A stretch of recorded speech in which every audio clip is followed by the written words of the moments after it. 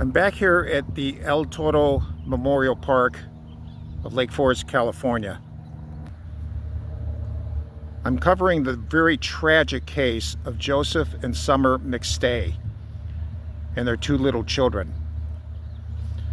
This is a partial grave visit and partial book report. The book is called Down to the Bone by Caitlin Rother, R-O-T-H-E-R, published this year. Ms. Rother is doing a tour at local bookstores right now, assigning copies of this book. That's the book right there, Down to the Bone. This is about the very brutal elimination of a family of four. It was as if time had stopped for the Southern California family of four who mysteriously vanished without a trace. They're listed as dying on February 4th, 2010. On February 15th, 11 days later, Joseph McStay and his wife Summer and their children were reported missing from their new home that they had just bought in Fallsbrook, California. That's in San Diego County.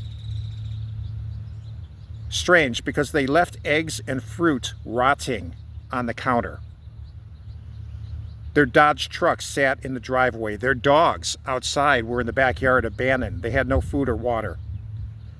Inside, investigators found no blood, no signs of a struggle, no clues to their whereabouts. What happened? Did they take an unannounced vacation? That was a possibility because they had another vehicle, an Isuzu Trooper, that was found in a parking lot in San Isidro.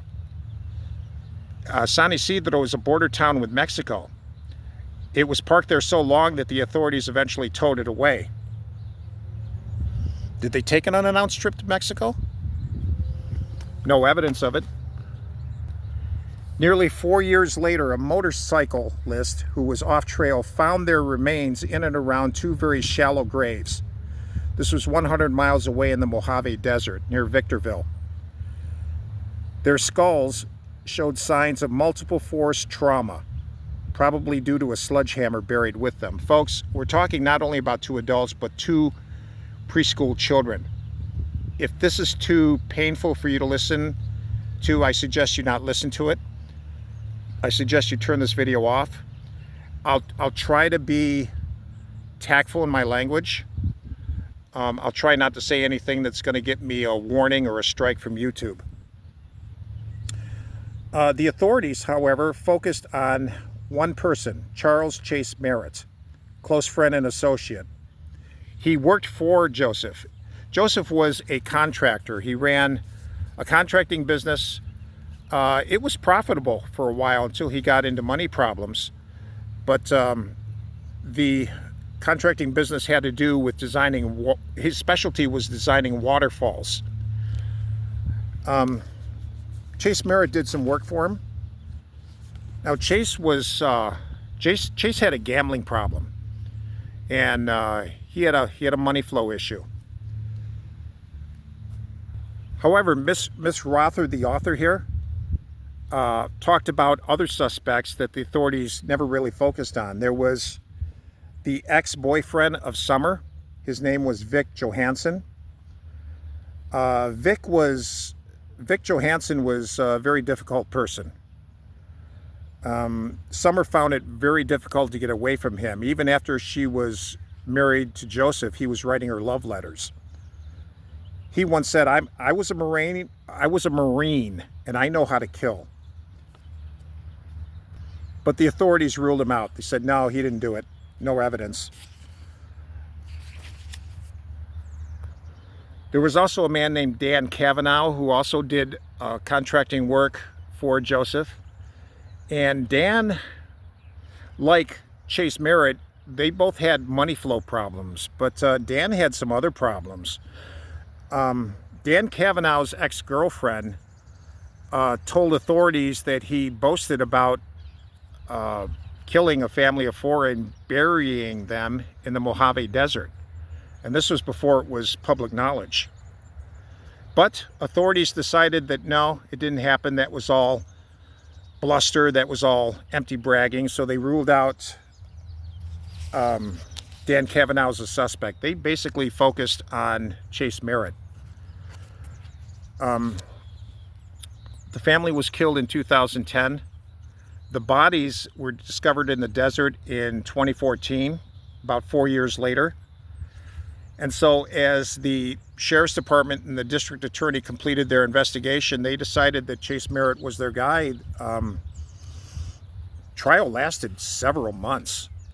I mean, it was very grueling. They had jurors quitting, leaving, couldn't continue. But they did convict the guy, Chase Merritt.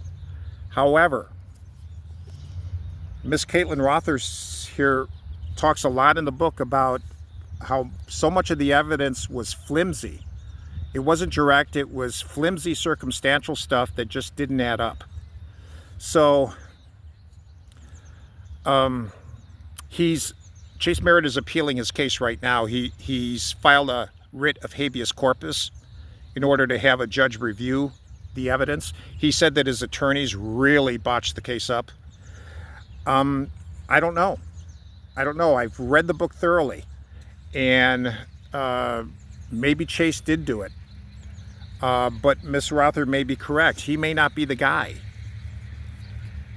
Now, another thing is overzealous prosecutors, they're around. They happen. I mean, prosecutors and district attorneys like to, well, they like convictions. They don't like losses. And so some of them do whatever they have to do to get a conviction and to sway a jury. So was there prosecutorial malfeasance here? Could be. I'm going to put a link to more in-depth stories. This was a I'm going to put a link to more in-depth links, articles and stories about this. This was a high-profile case. It made international news, and Joseph and Summer and the boys, they made the front cover of People magazine. And a recent documentary in 2022 was also made about the case. So I'm not sure. I'm going to put a stone here in their memory.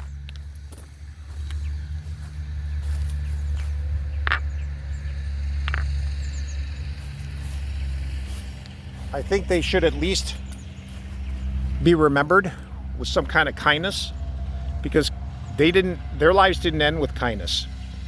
And I'm not sure to this day if the authorities really convicted the right man. So I'll leave that to you to decide. Miss Rother says she doesn't know, and there's a significant number of people out there who followed the case that don't know. But the district attorney of San Bernardino County says no, they did. They got the right guy. Anyway, rest in peace, Joseph, Summer, Johnny, Joey. I'm so sad this happened to you.